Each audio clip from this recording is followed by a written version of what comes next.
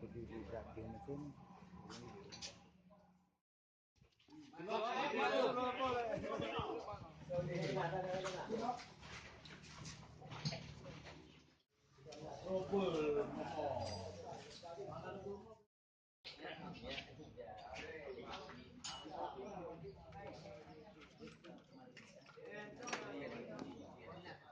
Kegiatan ini pelatihan apa Pak yang kita lakukan hari ini Pak? Pelatihan perawatan mesin kapal perikanan. Yang lakukan siapa nih Pak? Yang lakukannya pelaksanaannya dari mana nih? Dari Diklat Perikanan Medan. Tujuannya apa nih Pak dari kita dari Balai Diklat? Untuk meningkatkan keterampilan nelayan di bidang permesinan.